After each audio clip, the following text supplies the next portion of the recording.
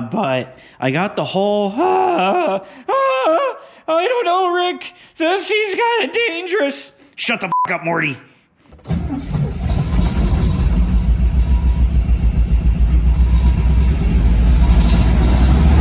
Welcome to Dirt, Sweat, and Gears and the Temple of Torment. We are here at the Garage Mahal, which is my two-story garage and ADU project. It's actually been kind of an interesting turn of events. So when we left off on my garage and ADU project, we were kind of blocked by the inspector. Now, I don't want to get too far into details because that is still a developing situation, and in the off chance that my inspector happens to see this video, I don't want to screw myself. So that is still a developing situation. I'm still working on it. We're still working to get that resolved, and hopefully we can get that done without spending thousands of dollars on surveyors and all kinds of stuff that we may not need. So we're still working on that, but in the meantime, I actually went off on vacation. I spent Thanksgiving with my brother in Dallas, with my mom and my nephew. It was a really great time. However, I was checking in on my phone and getting notices from my camera, which is over there, that there was trucks pulling in and out of my driveway. And I thought, well, that's interesting. This is a plumber's truck. And I thought, wait a minute. I didn't agree to have a plumber show up. I didn't have a contract for plumbing. So then I called up my contractor and I said, the plumber's here, what's he doing? And my contractor said, well, I told him not to start on anything. We had a disagreement in price and we don't have a contract. So I told him, don't do any work until we have a contract. And here he is doing work. So I don't know what's going on. So I told my contractor, I said, look, we don't have a contract on plumbing. So this guy had better give us a good price. If he's going to do work, he's going to agree to our terms now that the work is done, because we don't have a contract. So hopefully this ends up in my favor. It's a very weird situation, and I have no idea what he's been up to. So why don't I go pick up the camera, and we're going to take a walk around, and we're going to see this together for the first time. Let's go inside. So here we are on the outside, and I don't really see anything. And then, wait a minute. We got some pipe sticking out there, a big drain pipe. So I kind of knew that the drain pipe and that this stuff was going to be here because we had already talked about putting the water heater and the electrical sub panel on this wall. So it looks like they drew the outline for the water heater and put the feed pipes out. And this is going to be the drain. This will go into a trench that runs down to the septic tank down there. So that makes sense. Let's go inside and take a look at the other side of these pipes. Okay, so this is, okay, we have a clean out here. Yeah, so we've got the ABS plastic. It's actually pretty sturdy, mounted to the wall along with the copper pipes. And it looks like the copper pipes are, yeah, he put a diagram here on the wall. The copper pipes are all done for the hot and cold sides. And we've got the shower running that way. Is that the shower? Yeah, that's the shower. It looks like they have not yet done washer and dryer, because that's supposed to be washer and dryer up there, I believe. So that's the drains and the copper piping, and then this runs along the wall. Why didn't they run it inside the beams? So now I have to worry about crushing pipe when I put storage up there. That's funky. And that looks incomplete. That looks to be the sink. Let's go upstairs and take a look at the other side of this, because I'm intrigued. I'm a little bit confused. But let's go upstairs. So from out here, one of the things you might notice is that there's plastic over the windows. That was my contractor's doing. He put that up to try to protect us from the rain. I put this tarp up, and since I didn't know that the plumber would be here, I left it like that, and he seemed to have just stepped all over it and torn it. And so, yeah, that makes me happy. I mean, yeah, now I have zero protection from the rain. I may as well just not have the tarp here now. So that's cool. Instead of, moving it aside, he decided to just ruin it. And we got this here protecting the doorway. So this is like mostly dried in. I can start working on the subfloor, which is probably what I'm going to do today. But let's circle back to the plumbing. We've got, looks like this side of the feed line's in for the sink and the sink drain. And then we got the vents up to the roof. Wait. Oh, he's joining them all together, I guess. So that vent goes there, meets up with that one, and then it goes up and out. Yeah, they all come out through one vent up there. So that's fine. We have the toilet drain and then vent for that vent. Okay. So this looks done. This is going to be the vanity. I'll probably have to, I'm most likely going to have to shift things over once I get the actual vanity. Not really a problem. If I want to put the vanity farther over, if the sink ends up, over that way, I can always just, adapt it, move it over. I just wasn't sure that the vanity was going to be this close to the wall. Not really a problem. I mean, the toilet's way over here. The vanity's way over here. What's going to go here? I don't know. Maybe I'll do some shelves. That way I can have like a, linens from the bottom to top in the shelving. That might be cool. We got the shower drain here. So, yeah, once my contractor puts in the shower pan, I'm going to leave the bathroom mostly up to my contractor just because there's a lot of waterproofing here, and I don't want to mess that up. Now, what the hell is going on here? What the? So we went up, over, down, and then we're going to go, it's like a spiral of... why though? So I think I understand why he made this decision, and it's really because of this drain. This drain, we didn't want to take away so much lumber that the thing couldn't stand. So I guess this was the least structurally invasive way of doing it. It's just not how I would have done it. It's a little strange to me. But okay. As long as that passes inspection, I don't care. And as long as he gives me a good price, because I don't know that I would agree to pay for 17 miles of copper when we only need when we could have found a way to come up through the floor and use less copper. But okay, whatever. That's weird. So I'm actually kind of glad this is over here because it's going to be really tight in here to move the washer and dryer. So I'm thinking on this wall over here, like right here, I can have a little access panel, like a little door that I can reach through to turn on and off the faucets once this is all installed. Because this is a closet, and I may end up doing some kind of fun secret closet.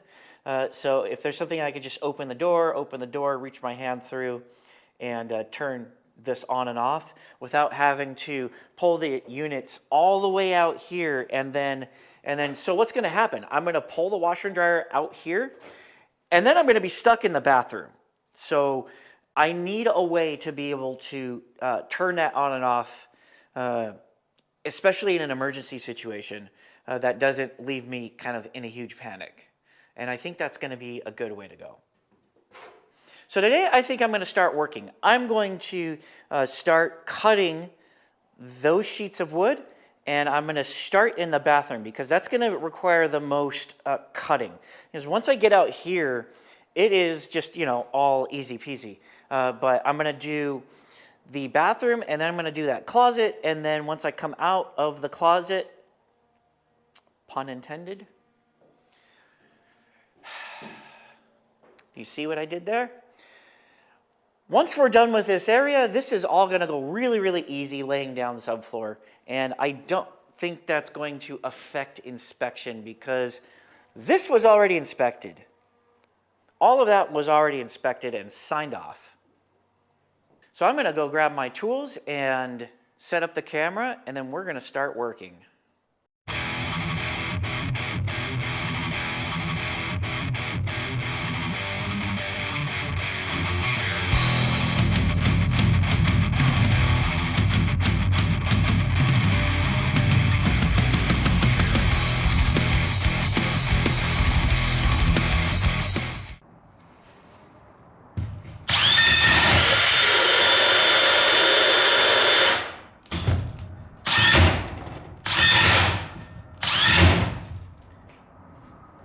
I think something's wrong here.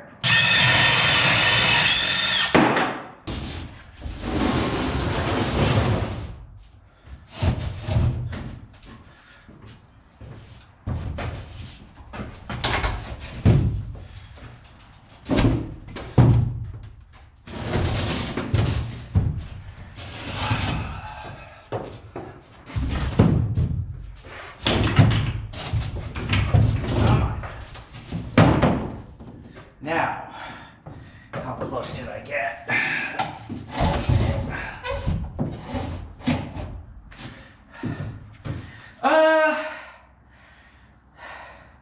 I measured that completely wrong, but I could just cut a strip. Let's see if we can get this thing in here. Okay, so yeah, I'm gonna need to make some adjustments to this hole, but that's not that big of a deal. I'm sort of close, and then I've got a little strip in the back that I'm gonna need to put down. But that's not bad for my very first cut in this ADU. I am not dissatisfied.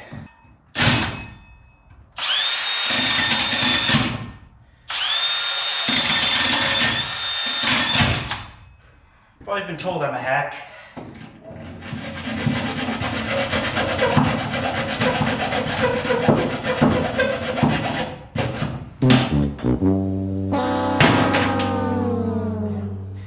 Alright, so how do you solve this problem using only the wrong tools? Let's go back to that hole saw.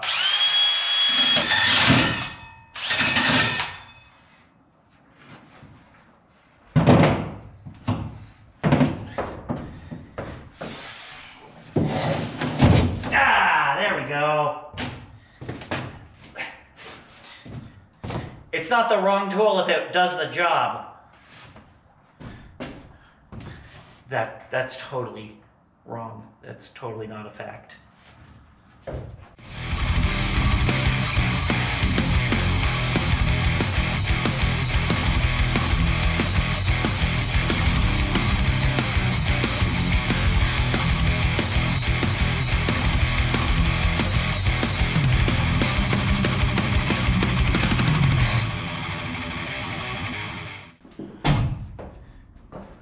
Did I measure it correctly, or am I a moron? Hey, I did it right. So I got a little bit of a gap on this side and on that side, and that's good because that's supposed to allow for expansion of the lumber.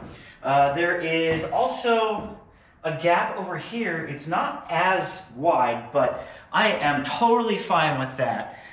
This is a really, really good start. So next, I'm gonna cut these little strips here. If I can get you in on the action here, I'm gonna cut this little strip here and the strip that is down here at my feet.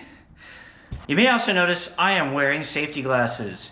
And typically, I am a moron when it comes to safety, but I have had wood in my eyes, and it's not fun. So I actually learned from my mistake this time around, and I'm gonna do it a little bit less crappy.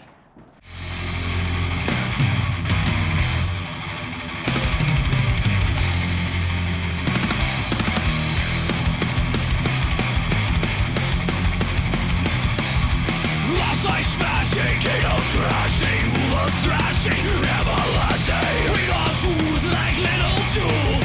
Watch them run.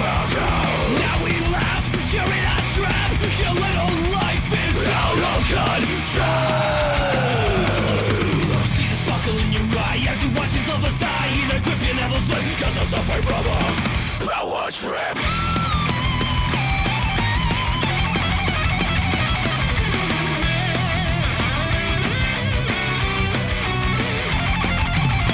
Power trip now.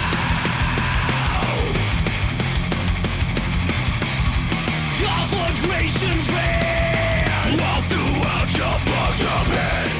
I'm not gonna say less afraid, but I'm less concerned with the structure of this building because there's just more material here and it's all tied together even more so. I'm really happy with how this is coming along. And then on top of this layer, of course, we're gonna have tiles. So we're gonna put a thin layer of hardy backer on top of this and then the tile, and it's just gonna feel just perfect. You're gonna feel like you're on a concrete slab, not on a second story garage. And then in here, we're gonna have, we're probably gonna carry the tile out here because we've got this plumbing there. And since this is all going to be considered bathroom as far as I'm concerned, even though we're gonna have a door here, I still want to put a rolling barn door there just for fun. My contractor strongly believes that I should put a door here, and so I probably will. Probably going to put a door there, even if I end up just, you know, either taking it off or having it just permanently open, just so that it meets the expectations of what is a living space. But over there, I think I still want to do a barn door just for fun. So next up, I'm going to lay the subfloor in here. These cuts are going to be a little bit more interesting than these straight cuts. So I have no idea how this is going to turn out. I don't know what my game plan is going to be. I'm pretty sure that I don't want to try to cut one continuous piece. I'm pretty sure that I want to cut squares and then cut threshold strips. I think that's going to be the plan here. Fratricide, living way down deep inside. Murder and you fucking hate. Now there is no escape. See the sparkle in your eye as you watch his love aside. In a grip you never slip, cause I'm suffering from a power trip.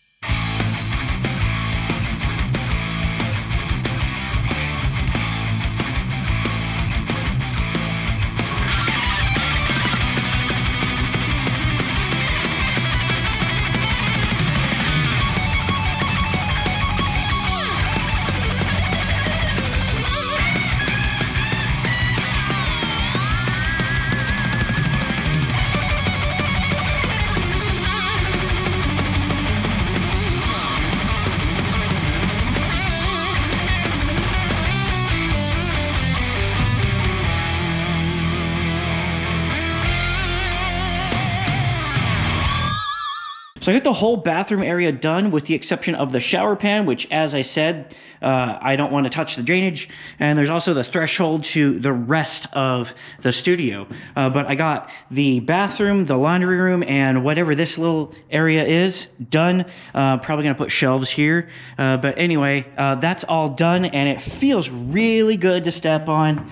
And once the glue bonds, it's going to be even better. And then tomorrow, I'm going to come through and along the joists, I'm going to drive 2.5-inch long screws so that I can actually link these to the joists themselves, just to give it a little bit more structural rigidity and to just make this a little bit better build. But for now, the screws I put in there will allow the glue to bond to the OSB and the plywood. So next, tomorrow, it is getting late, and which, you know, by late I mean 3 o'clock, and 3 o'clock in November, December in Southern California means it's going to be pitch black in about 15 minutes. So I'm kind of running out of light for the day. So I'm going to clean up, sweep up what I've done, and tomorrow we're going to pick up in the closet, and then we're going to start on this area over here. So today's kind of a big day, and before I leave, I want to give you a quick update because a lot has happened recently. So the first thing I want to talk about the plumbing. The contractor advised me that the plumber wanted $27,500 for the plumbing of this place. I told him I'm definitely not happy with that. In fact, there was quite a bit. I caused a little bit of a drama because of that, because I can't afford that. And the other thing is, with plumbing, what am I going to do with plumbing? Let's say we have water coming up to these pipes. I still can't use it unless I spend a lot more money because I need flooring, I need cabinets, I need a vanity, sink, toilet, shower, washer, dryer. So I can't even make use of this plumbing until I spend another $20,000. So I told them, we need to figure this out. So first my contractor got $5,000 knocked off the price. So now we're down to like 23 grand. But even better, most of the work is being deferred, which means also most of the expense is being deferred. I'm only paying for the rough into this building in order for us to clear inspections so that I can start, doing drywall and stuff like that. So a lot of that cost, the cost of the pipe out to the street, the cost of the fixtures at the end, that's all being deferred. So that's really good. He's saved me a lot of money and deferred a lot of the expense to a later time when I'm actually going to be able to handle it. Next up is this problem with the inspector.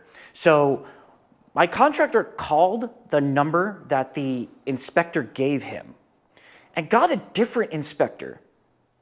And that inspector advised him to go to this guy's supervisor. He said that if a building height survey is required, it'll be on the print. And if a sprinkler system is required, it'll be on the print. And it's not. These are things that going to a supervisor will likely clear up. So that's actually what we're headed off to go do right now. When I come back, I will hopefully have some good news for you guys. So we're back from the city, and unfortunately, I did not get the good news that I was hoping for. However, we did get some movement in the right direction.